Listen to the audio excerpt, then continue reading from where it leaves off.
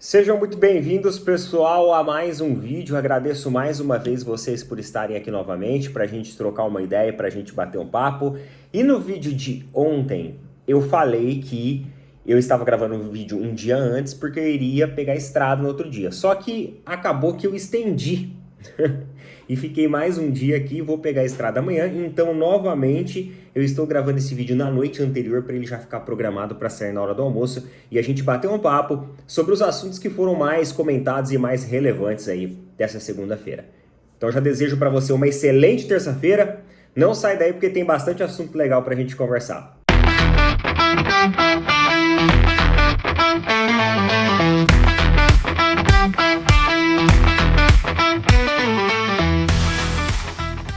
E ó, eu já vou começar dando um recado aqui para vocês que estão a fim de economizar. Tu gosta de economia, né? Acho que todo mundo gosta de economia, não gosta? Então, ó, os nossos amigos aqui da Energia com Desconto, eles estão proporcionando para vocês, para todos, economia de energia todos os meses na sua fatura. Neto, como que funciona isso? Quanto que eu tenho que pagar? Qual que é o valor da taxa, da adesão? É economia, você não precisa pagar nada. É um serviço gratuito que a Energia com Desconto disponibiliza para que você economize na sua fatura de energia. Então, se você tem uma fatura de R$ 200 ou mais, fala com o pessoal da Energia com Desconto. Estou colocando o link fixado nos comentários. Tem o QR Code aparecendo aqui também. Chama eles lá, tira todas as suas dúvidas e em 10 minutos o serviço já está ativo e você já vai estar começando a economizar energia todos os meses. Até quando você quiser. Para sempre, até quando você quiser. Entre em contato com o pessoal lá, inclusive o filiado lá da Energia com Desconto é um amigo pessoal meu, então ó, é um trabalho de confiança sério, não tem pegadinha, viu? Não tem taxa, não tem custo nenhum, ele é gratuito mesmo e só vai oferecer vantagens para você. Energia com Desconto, galera! Não deixe de conferir lá, tamo junto. Pessoal, ó, em breve nós teremos muitas novidades aqui. Novidades, coisas boas estão vindo aí, vai ter muita novidade legal. Em breve, vou deixar um suspense aí. Queridos, no fim da noite de ontem aconteceu algo muito interessante e que eu acredito que os palmeirenses receberam aí de coração aberto. O técnico Abel Ferreira pediu desculpas aos torcedores do Palmeiras pela forma como se referiu à torcida do Palmeiras na coletiva após o jogo contra o Botafogo, dizendo que os torcedores do Botafogo gritavam campeão e que a torcida do Palmeiras nunca fez isso. Ele colocou a imagem dos troféus, de um mosaico de troféus que a torcida do Palmeiras fez com as caravelas portuguesas, fazendo uma referência a ele, claro, a nacionalidade dele. E falou o seguinte, ó, há momentos que marcam a história de um clube, há gestos que ficam eternizados. E no Palmeiras, a torcida é mais do que arquibancada. É alma, coração e identidade. A cada título, a cada batalha, a cada desafio, vocês estão sempre lá. E eu nunca esquecerei o que já fizeram por mim, pela minha comissão, pelo elenco e pelo Palmeiras. O mosaico da caravela, há um ano, não foi só uma imagem. Foi um símbolo da maior conquista da minha carreira. Ontem tive uma fala que não fez jus a tudo que essa torcida já fez e representa para mim. Vocês são parte fundamental da minha história e não ficaria de bem comigo mesmo se não viesse corrigir o que eu disse. Lamento profundamente as minhas palavras na coletiva de ontem. Sou e serei sempre grato. Avante palestra sempre. Abel, é isso. Estamos torcendo para que seja esse o primeiro gesto de muitos que vão mudar daqui para frente. Porque assim, a Leila, ela não vai te tirar do Palmeiras. Para ela é muito cômodo deixar você até o final do ano e depois utilizar o discurso assim, né? Ah, mas por tudo que ele fez, eu não poderia mandar ele embora, eu deixei ele chegar ao fim do contrato. Então assim, ela não vai fazer isso. E eu duvido também que ela tá colocando você e a sua comissão técnica na parede, num bom sentido. Eu duvido que ela tá pressionando. Para ela, meu amigo, ela tá numa posição muito confortável, porque ela colocou agora investimento no clube, colocou dinheiro, Então, é aquele negócio, ó, a minha parte eu tô fazendo. Mais uma vez, ela vai meio que colocando você, a sua comissão, como um escudo. Mais uma vez. Mais uma vez. Então, Abel, é aquele negócio. Você tem que lutar pelo seu trabalho. Se for o seu último ano no futebol brasileiro, no Palmeiras, você vai querer sair como? Com um título, com um caneco na mão ou de mãos vazias? Tudo bem que mãos vazias você não vai sair porque você vai levar os 10 títulos que você conquistou aqui. Só que você entendeu o que a gente está querendo dizer com isso. Então talvez essa atitude aqui seja o primeiro gesto de algumas mudanças que eu entendo que são necessárias daqui para frente. E essas mudanças não é só a você, profissional Abel Ferreira, mas é a forma também como você enxerga a sua equipe e o seu trabalho hoje. E a gente espera que isso daqui seja o pontapé inicial de uma reformulação que aconteça dentro da sua própria comissão e do seu trabalho. E que você tenha enxergado, talvez, que você não é o dono da verdade. Acho que só de você ter vindo aqui falar sobre isso, pedir desculpas à torcida do Palmeiras, mostra que você realmente, dessa vez, viu que pisou na bola. Isso é algo bom. Isso é algo bom. Isso é algo bom. Beleza? Bem, vamos lá. É o seguinte, aconteceu uma coisa muito chata no Allianz no domingo. Eu sei que o empate não foi legal, mas eu não estou falando disso. Eu estou falando algo que aconteceu nos bastidores. Um membro da comitiva do Botafogo, veja bem, o CEO Tairo Arruda, lá do Botafogo, ele foi junto com um grupo de pessoas convidado para assistir no camarote o jogo entre Palmeiras e Botafogo. Tiraram foto com a presidente Leila e tudo mais. E um desses convidados, que tirou foto inclusive com a Leila, logo depois da foto com a Leila, ele colocou esta foto aqui, ó. O rosto dele foi censurado, tá? Ele colocou essa foto aqui com a faixa de campeão paulista do Corinthians e aqui, ó, o Allianz marcado e escrito chora. Em primeiro lugar, isso daqui mostra o ponto que chegou o Corinthians, né? O Corinthians que, pô, era uma equipe ali de tradição, de ganhar títulos nacionais, títulos mundiais de expressão. Hoje os caras simplesmente estão fazendo uma festa absurda como se tivesse ganhado uma Libertadores. Mas tudo bem, eles estão no direito de comemorar, afinal faz anos que não vê um título. Agora, essa postura aqui desse cara, ela é uma postura muito inadequada. Porque assim, não tem problema nenhum você ser um torcedor rival, você estar às vezes na casa do seu adversário e você ir lá tirar uma foto com o presidente do clube, com algum jogador, etc, etc. Agora, o problema é você fazer esse tipo de provocação. Uma atitude completamente inadequada. Completamente inadequada. Uma coisa é o torcedor do Botafogo fazer a provocação. Às vezes pesar na mente dos caras, né? Tudo bem. Agora, um cara que tá com o grupo executivo do Botafogo que está presente no Allianz, em um dos camarotes, com acesso ainda que muitos torcedores do Palmeiras gostariam de ter, fazer esse tipo de provocação é uma postura totalmente antiética. A gente tem que saber diferenciar a rivalidade, a zoeira, a provocação da ética. E aqui é uma questão de ética. É uma questão de ética. Inclusive, o CEO do Botafogo, o Tairo Arruda, pediu desculpas publicamente, considerando a postura do convidado inadequada. Então agiu da maneira correta e com muito bom senso o Tairo Arruda quando se desculpou. Porque não é correto fazer esse tipo de coisa. Não acho legal nem quando a Leila provoca. Vocês lembram?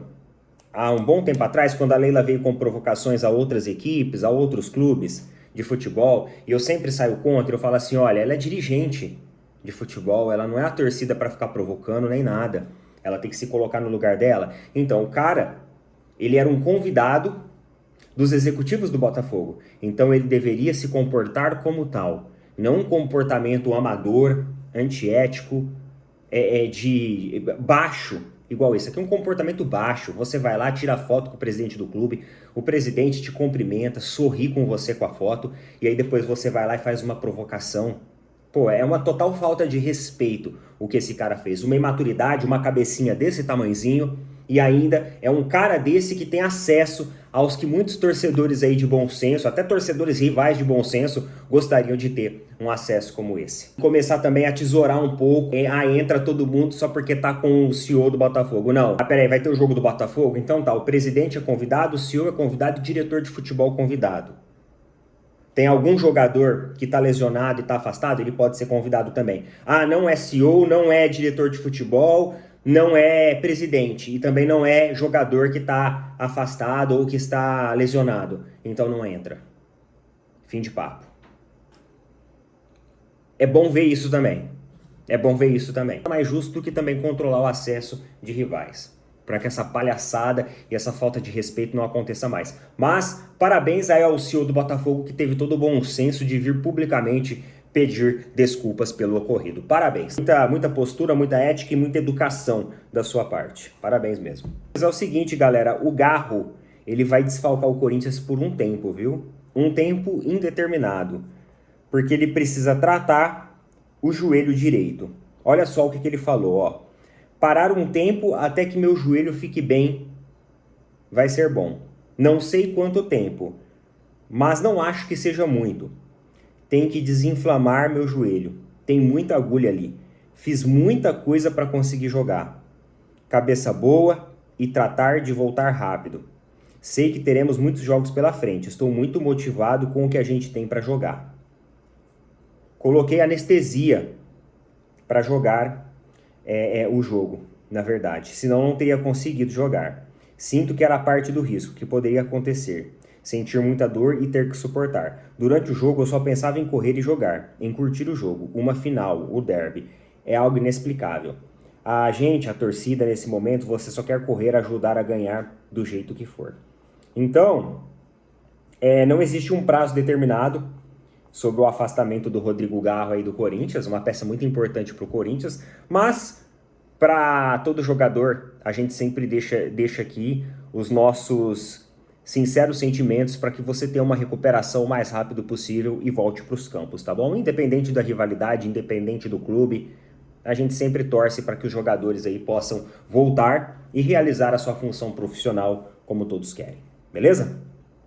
Então, boa recuperação aí para o Rodrigo Garro, jogador do Corinthians. Seguinte, no dia de ontem, muitas e muitas notícias acabaram aí repercutindo do avanço na negociação do Jorginho e do Flamengo. As coisas esquentaram, tudo começou com a notícia lá do Paparazzo Rubro-Negro.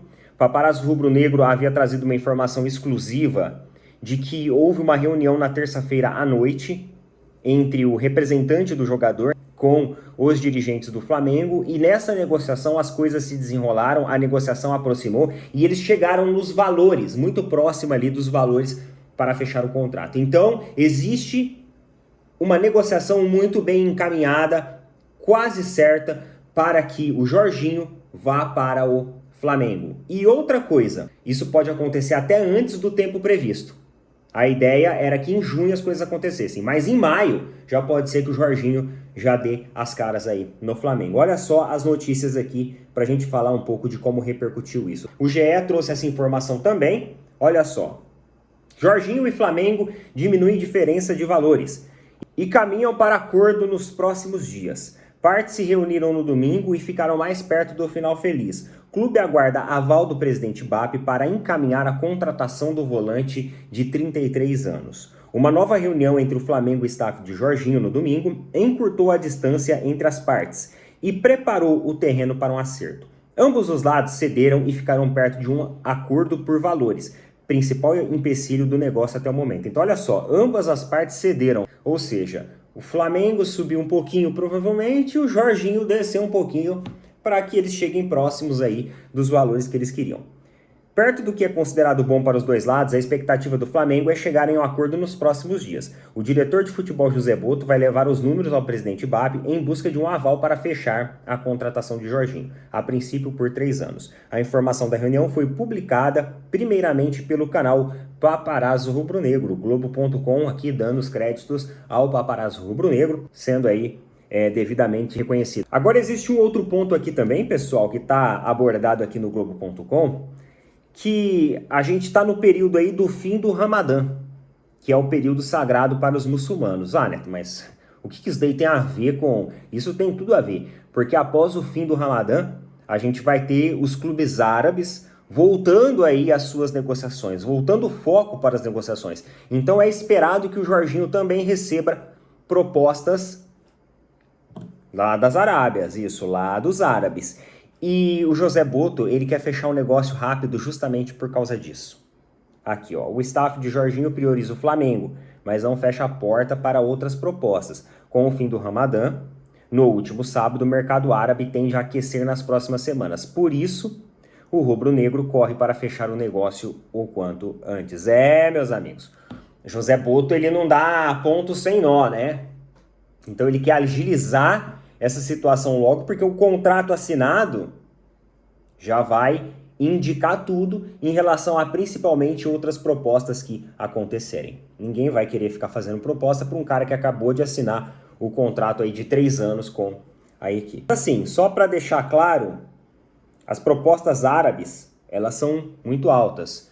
Só que assim, os clubes brasileiros, o futebol brasileiro, com todo o respeito do mundo, é muito maior do que o futebol árabe.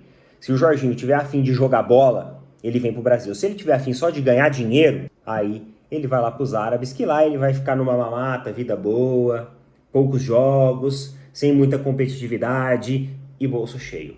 Então, aqui vai dar para você observar se o cara tá afim mesmo de continuar na pegada profissional ou se o cara já quer começar a entrar ali em um período de um aposentado em atividade. Jorge Jesus vai cada vez mais se aproximando do comando técnico da seleção brasileira.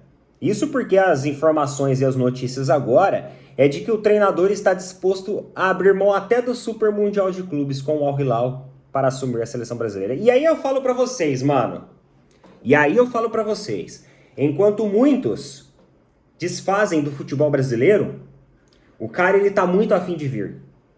Ele tá afim, inclusive, de deixar o trabalho dele, que por direito, ele tem o direito de estar no Super Mundial, só que ele tá disposto a abrir mão disso para ir para a seleção brasileira. Para mim, esse é o cara que quer fazer a diferença aqui. Esse é o cara que quer fazer a diferença aqui. É esse o cara que o futebol, que a seleção brasileira precisa. Eu ouvi algumas pessoas na internet falando que ele é um técnico de terceira prateleira. Pelo amor de Deus, gente. Pelo amor de Deus.